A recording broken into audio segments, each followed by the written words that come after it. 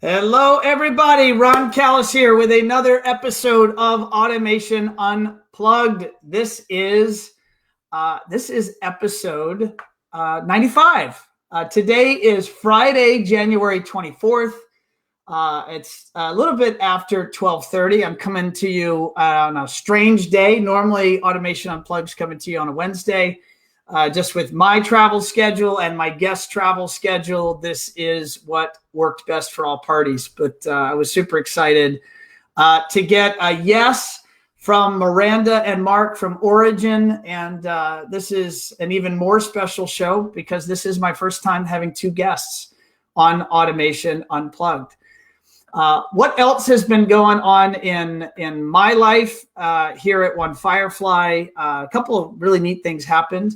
Last week, we did our all-staff meeting. I flew the whole team, 40 folks, up to New York City, and we spent 3 days in the city, stomping around, visiting some different vendors, and doing some various team building activities. And it was a tremendous amount of fun and excitement, and the whole team's super jazzed about launching into 2020 and beyond.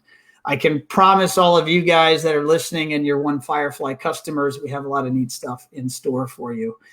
What else? I then went from New York. I went from Florida to New York over to Vegas, and I was at the Savant Integrator Summit, and I was out there on Monday and Tuesday, and it's just so much fun when I get to go to an event and spend time with, I think personally knew 50 to 75% of the people in the building that were at that event. So that was just a tremendous amount of fun. I brought Josh out there, and the two of us had a good couple of days. But I'm back here in Florida. I'm back here with you guys. And let me just jump over to Facebook to make sure our stream is going live. And it looks good. So let's go ahead and bring in our two guests. I'm going to do this. I'm going to bring them both in. And let's see if we can make this happen here. Boom and boom. Marc and Miranda. How's it going, guys? What's going on?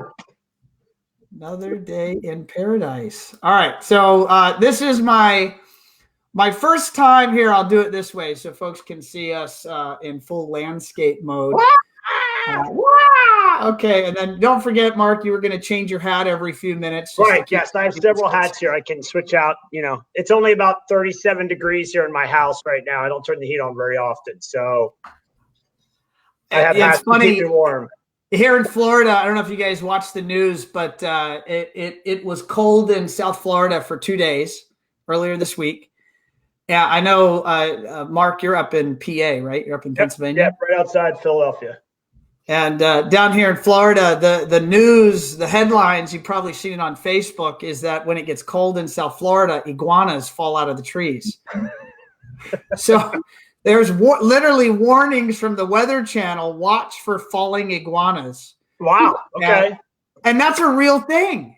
Like, they're not dead. They just get so cold they can't move and hold themselves in the tree, and they fall out of the trees. And they're like the little ones or like the big ones? No, these are like, I have iguanas in my backyard that are 2, 3, 4, 5 feet long. Like, wow. Huge little, Jurassic Park lizards running around the golf course. Oh, another fear of living in Florida is falling iguanas. Okay. Falling iguanas. Yep. But anyway, I want to go to both of you, and we're going to play this by ear in terms of how to make sure that I balance hearing from both of you. I know that both of you have so much to share with our audience. And by the way, this is a neat format, guys. I'll be able to throw stuff on the screen as people live post questions or comments. Wes says, Marc and Miranda, welcome. Thank you, Wes, for that comment. And if you are out there live watching the show on Facebook, post your questions. So as we go through and talk about all the fun subjects we're going to discuss, don't be shy. Say hi and throw any questions Marc or Miranda's way. But Marc, let's dig into it. Yeah, well, that's the thing about live. You never know what they're going to be. So it'll keep it interesting for sure. Let's start with you, Mark. Where are you coming to us from? What's your role in the universe at Origin? And even let's talk about a little bit of your background, where you came from. Yeah, absolutely. I've been in the business for 20 years, just kind of being a part of this awesome world of music, right? And theater and audio and just being in the business. I started in the business back in 2000. Before that, I was a DJ spinning records at the local nightclubs and keeping myself busy. And it's been a lot of fun. I've had a blast meeting new people and traveling the world and saving people from bad audio.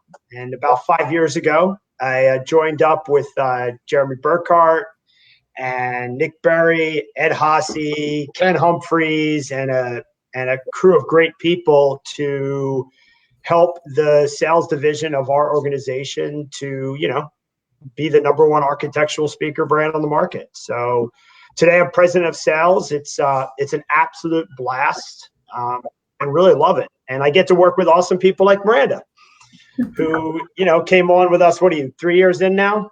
3 years. Yeah. All right, well, let's jump over to Miranda. Tell us what is your role at Origin, and then, if you don't mind, I was just actually talking to you before we went live about your origin, and like me, you like that pun about your origin and how you landed at Origin.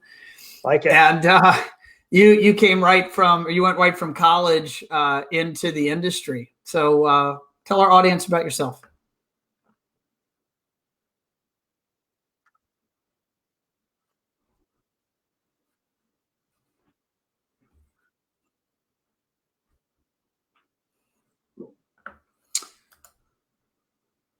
Oh, no, Mark. What happened? Miranda dropped out. Wait a second. Let's bring her back. Bring her back. Bring her back. Bring her back. All right, let's see. Miranda, you left us for a minute there. You're going to have to redo that. You were there and then you went away. So if you don't mind, start again. All right. Well, I have been in this industry for 7-8 years. I did start I was still in college. I was 22 at the time and went to work for a company called Metra Electronics in Daytona Beach, Florida. And didn't even know what HDMI stood for. Had no idea what I was getting myself into and joining this industry. And quickly fell in love with it, fell in love with the people and technology. It's lots of fun, constantly changing. And 3 years ago, I joined Origin Acoustics. I'm the national sales manager for Origin, which really just means I do whatever needs to be done. Help out Marc a lot, travel with Marc, and, just selling speakers and having a lot of fun doing it. And I know you went to school in Orlando. I live about 3 hours south down in Fort Lauderdale. What did you end up studying in school? And was there any correlation between what you studied and kind of what you're doing now? Not at all. I was in college for medical office management, and I have absolutely nothing to do with the medical field now. And I think I chose the right career path for me. And it's been a really fun 7 or 8 years. No, that's awesome. Myself, I studied engineering, and that has very little to do with running a marketing agency these days. So I totally understand studying one thing and then choosing a different path. I'm curious, Marc, what did you go to college? Did you study something, and did it have anything to do with this business? I did go to college, but my college days were really spent around strictly learning how to open Milwaukee's Beast and drink it, and then I was a pro. I got an A+ in that as well. I did. I didn't attend a single class of college. The only time I attended a class of college was when I was with a friend. So I went to about 3 different colleges, none of which I ever paid for. My friends all paid for. I just kind of went and helped them through their difficult evenings of partying and making sure they had breakfast in the morning. So that was about the extent of my college career. Holy moly. All right. Yeah, go ahead. When I graduated high school, my dad had about $5,000 for me and said, well, do you want a truck or do you want to go to college? And I took my dad's advice and took the truck. Yep. Hey man, when I got married in 2003, I gave my wife the choice. I said, so I can buy you a house or we can have a wedding. She said, I'll take the house. So you didn't get married, right? I got married, but she got the house. I got it. Okay. There's no pomp and circumstance in the wedding. So Justin, I'm warning you in advance. Justin Johnson is actively commenting. I kind of assumed that was going to come. Yeah. So here you go. There's the first. He says, "Nice beanie. Is it snowing in your house, Mark?" There we go. Here, I could change beanies. Here, I'll put a different one on. How about that? Is that better, Justin? There you go. There you go. Keep him on his toes. And then Chris just commented. He says, Chris Palmer. He says Miranda is a beast. I totally need him to say that. Yeah. All these comments we've asked our group of friends to jump on and comment on us. Harass. All right. But there are some good PG comments here. We have Angel. He goes, "Welcome, Mark and Miranda." Thanks, Angel. How are you? Very nice. So Miranda, I'd love to know, like, what is a day in the life of Miranda? I've heard, by the way, you and I have not engaged or interacted much over the years, but I can tell you I've been hearing such amazing things about you. You're obviously making an impression on people out there. Like, so what is, aside from doing whatever it takes, what is a normal day or week or month for Miranda look like? Well, that's kind of an interesting question. I was based in the East Coast and I worked from home, but traveled a lot, kind of doing the East Coast regional thing, also managing the rep firms and anything else that went along sales oriented that needed to be done. However, I have recently moved to Las Vegas to be at the corporate office. So I am 2 weeks into living here in Vegas at our facility. So now I go into the office every day. You don't live at the facility though, right? Did they set up a cot for you in the back room, or you go there, you go home on occasion? I'm here enough that I probably should have a cot and a toothbrush here, but no. So now I go into the office every day, and it's interesting. Origin is growing very rapidly, and we are now up to almost 40 employees. And 5 years in, we've had impressive growth every year. And as we grow, we've had to add additional layers of a sales force into our organization. So we've recently added an inside sales team, and I'm here to kind of coach and grow that inside sales team so that we can be even more dynamic than we already are, and continuing to grow and make sure that we have genuine relationships with all of our dealers. What is your vision for an inside sales team that you're going to be growing there at Origin? Like how will that benefit the dealer, or how would they ultimately, when that's fully implemented and within you and Mark's vision up and running, what will that look like? Well, we have 3 inside salespeople now. The idea is to continue to break down the country into different regions, smaller regions, to have more dealers that have that one-on-one contact with an individual inside salesperson, in addition to the regionals that are out in the field. So growing that and developing that is obviously very important. And the reason that is important is Origin is known for having that customer relationship with all of our dealers, and also being very genuine. And our customer service is, I may be a little biased, but the best in the industry. So we want to continue to make sure that we have that same development with all of the dealers that come on board with Origin. Got it. That makes sense. And Mark, did you want to add anything to that in terms of Miranda's role in your vision of how this plays out?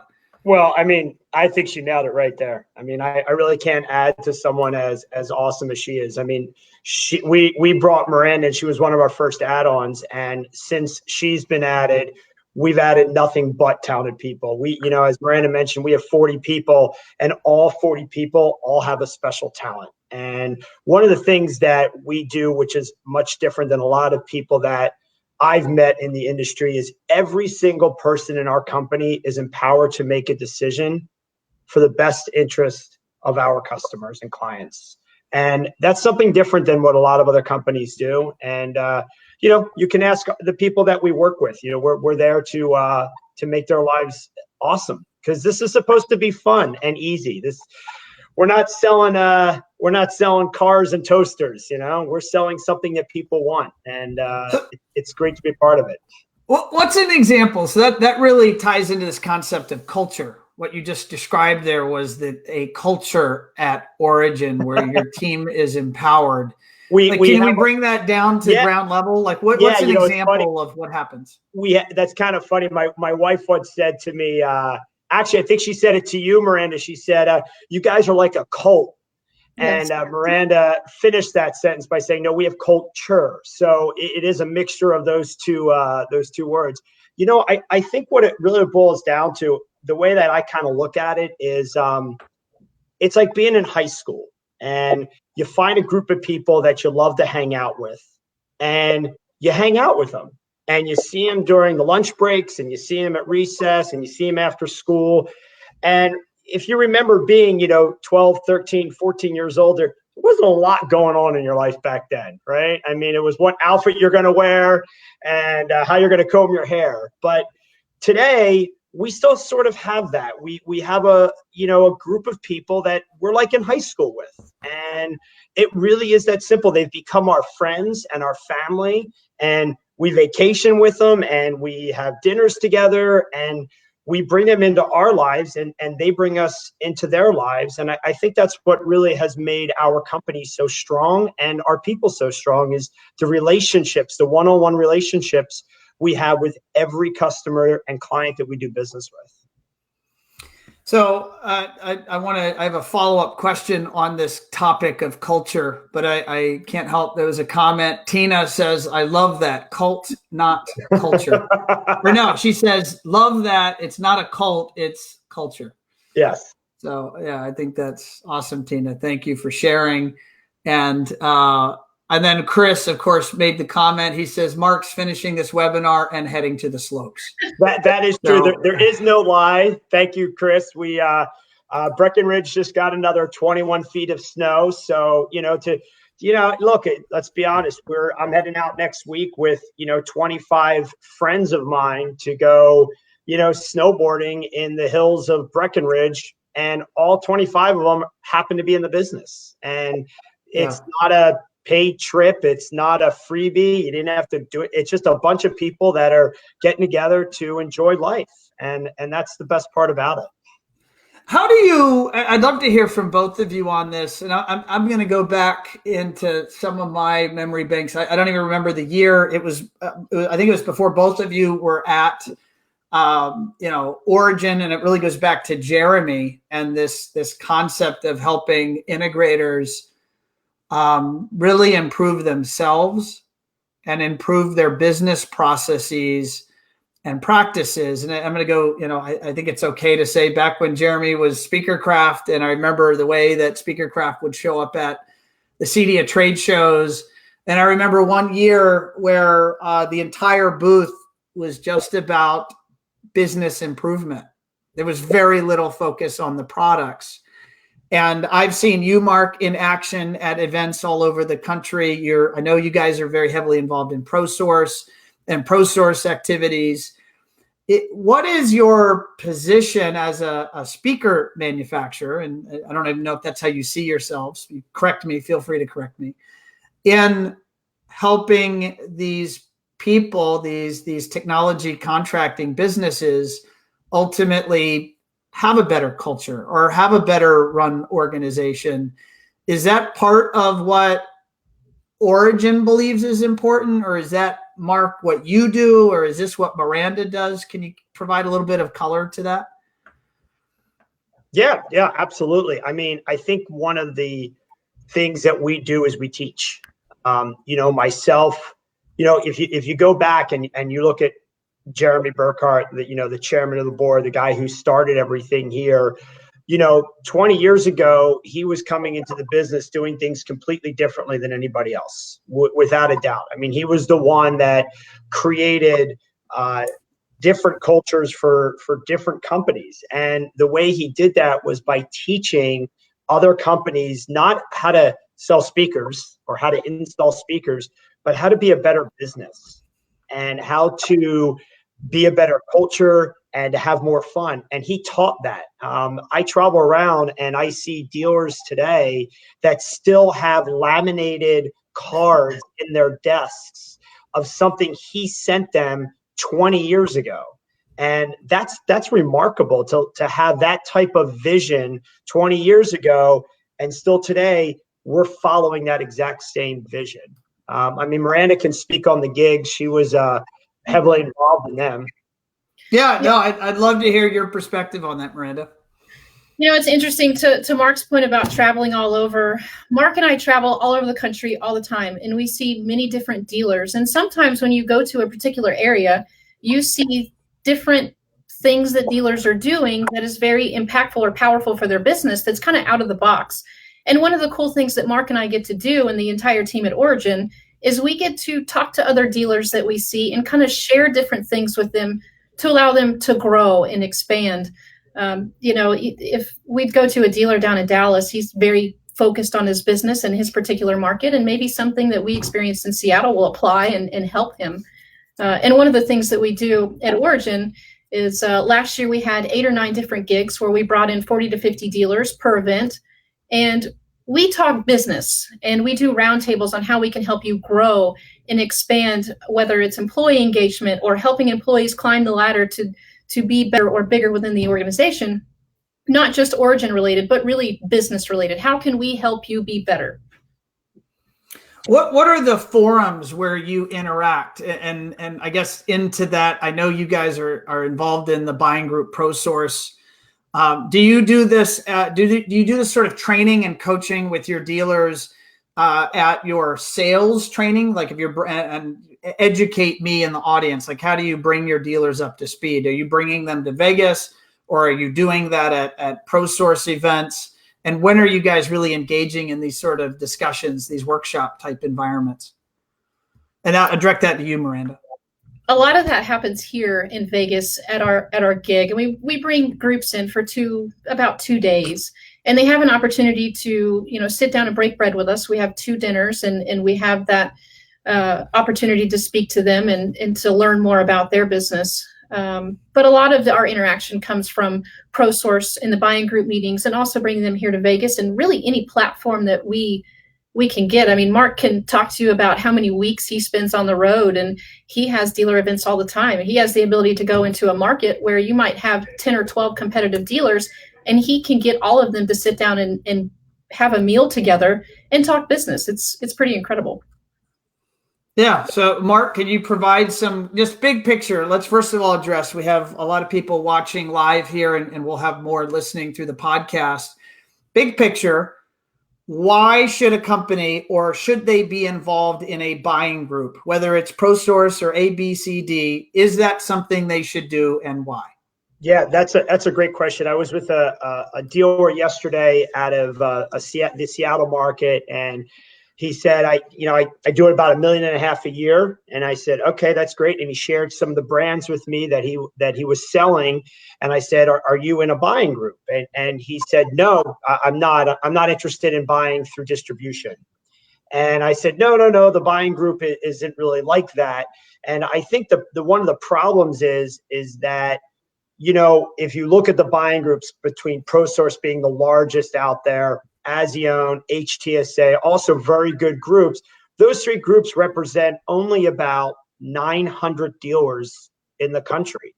And there's 15,000 plus dealers out there. And I think one of the issues is the education of the groups out there is not as big as it could be. And the advantage of being inside of a buying group is not only the fact that you do get to purchase products at better pricing, right? So that is one of the perks and benefits of it. You do buy as you normally do, whether it's from us or any other manufacturer out there. But the biggest thing is the community involvement. And it's the community of all the dealers together to share how to be better in this business. Right now, there's no short of business, right? We're living in great times. The market is good. People are wanting the technologies that we're offering. So sharing on how to capitalize on that business and we have to continue to look at how we can work better with these buying groups and use them to our advantage. No, I agree with everything you said. I do the same thing. I find myself out there when I'm talking to folks, evangelizing just the concept of spending time with your peers around the country and with vendors that are bringing such amazing perspectives. They're interacting, they're working, they're seeing success stories, they're seeing things that clearly are problematic. And what are the forums that you set yourself up as a business operator to learn from those other people? Why go carve out a wheel out of stone for the first time if others have done it and you can simply learn how to do it? 100%. So it sounds like we're on the same team there. Absolutely. I do want to direct just another question to you, Mark, and it's a vendor question, and without being specific to Origin or any other brand, but just how do you approach conversations with dealers regarding how many lines they should have? So should they be doing business with 10 companies or 50 companies or 100 companies? And what's your opinion and or advice of how they should be thinking about that? Well, of course, my selfish is you should have one speaker brand, right? Just clearly one, you only right? need one. I mean, clearly you need one speaker brand, but that's not the truth. When I visit these dealers, when you visit the larger accounts, I guess you would call them the specialty higher end accounts, and you ask them, so what's your control system of choice? They'll say, oh, well, we use Control 4, and we use Savant, and we use Crestron. And we also dabble in URC, and you're like, oh, okay, so you use them all. And really, I think it boils down to they want to be able to service all of their customers, and all the customers have different types of needs.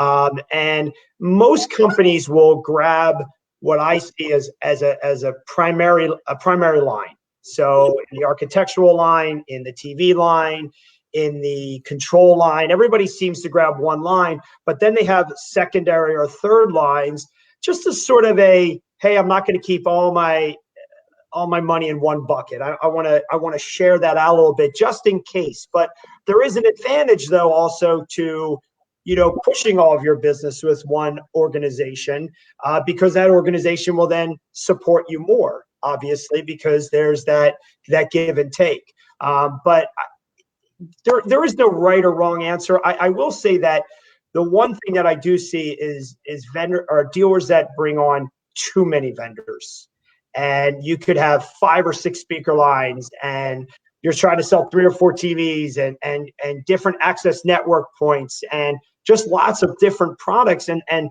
you're actually making it more confusing than it needs to be. Staying focused in what you do, learning the brands you sell well, and it makes a big difference. On this subject, we have some comments I want to read off to you guys. I'm going to put them on the screen. Joel Hernandez, he's a dealer here in South Florida. He says, based on what you said, Mark, inch deep and mile wide versus inch wide and mile deep. So absolutely, yep. There's a good analogy. He also mentions, look forward to seeing you in Vegas. So Joel, thanks for watching and listening. Don't forget to go to your favorite podcast software and sign up to get your Automation Unplugged podcasts. Joel and everyone else out there. Brian, just one more comment. He says, "What's up, Mark? About to place my order." You gotta love those live. Yeah, that's great. That's right. That's great. That's perfect. Thank you. The best ones. Hey, right, Brian, if you mention Firefly, you get 10% off your order. So when placing your order, if you mention Firefly, you can get 10% off your order. Okay. That is Brian. Tell me I didn't just hook a brother up. That's all I'm saying. I'm helping you out. That's pretty cool. All right, guys. I want to, believe it or not, we've been going here for over 30 minutes. And typical shows are 30 to 40 minutes. So I want to close on a topic around, you've talked about how Origin, and you two in particular have a philosophy around helping the business. I have the opinion that it's been a wonderful economy behind us. It's a wonderful economy right now. And maybe there's uncertainty in front of us. It might be wonderful or it might not. And I don't know. I don't have a crystal ball. And so I've heard from you guys in the messaging that you're putting out around this concept of investing, reinvesting in your business, working on your business. And so I just want to, Miranda, I'd love to start with you and just kind of what are some of your philosophies around this, how you talk to dealers and engage with them around this topic. And then I'll bring it back to you, Mark. Well, there is a lot of uncertainty with what the market could hold in the future because business is so good right now. But I think that we've done a really good job in the last 5 to 10 years in diversification. There's lots of focus on lighting and shades, and speakers still have great margin built into it. So there's lots of great things still happening in the industry. And I think dealers are diversifying enough that if things do have a downward trend, we'll be okay. As far as Origin goes, we continue to add fabulous partners to our lineup. We are continuing to invest heavily into engineering and to basically fill any need that we may have that dealers may have to go to another manufacturer for, and to be their not one-stop shop, but primary provider for the products that they need. But it's important to Origin to not just bring in a lot of different products, but to make sure that we form partnerships and bring in the right products with the best engineering and the highest quality out there. At Miranda, if folks that are watching and or listening, they want to get in touch with you, what is the best way for folks to get directly to you? A couple different ways. My email is Miranda, Miranda, at originacoustics.com. And the best way to get in touch with me is my direct line, which is 407-404-1851. All right, let's see if I get this right. I just put on the screen your email. Did I get that right? Perfect. Awesome. So there you go, folks. If you're listening, I'll just restate that for you. It's Miranda at originacoustics.com, and drop her an email. And typically, what are, just for clarity there, what are the roles and responsibilities for which people should be contacting you in the Origin ecosystem? Is it at what level and or for what should they be contacting you?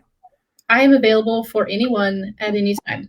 And most of the people whatever they need in Origin land, you got the answers. You'll get them answers. Okay. All right. So Marc, I'm going to drop the same question on you, and it's particularly about reinvesting in business or investing in their business. What should the owners listening do or be doing or thinking about? Out there, or our organization, luckily we have a great man at the helm. Nick Berry, our CEO, has a wonderful vision of where our organization and our company should be going. And we all thank him because he's the one that helps us create the future of our organization. And he's the one that allows us to reinvest in our company because, hey, he signs the checks. He makes the final call about where we should go and what we should be doing. And, when we sit down and we talk in our meetings about our future, every time we talk about what can we be doing to make our company better, he says, well, let's reinvest in our people, and to back up with what Miranda said, our people is the future of our organization. We have 43 people right now, and I know everyone's name and I know what everybody does. And the great part is, I to give you a quick story, I had a dealer come in to visit us a couple weeks ago, and he called me back and said, man, I had a great time visiting your company. It looks like such a fun place to work. He said, my favorite part was walking out into the warehouse and there is music blaring and your warehouse guys are having a good time and enjoying themselves.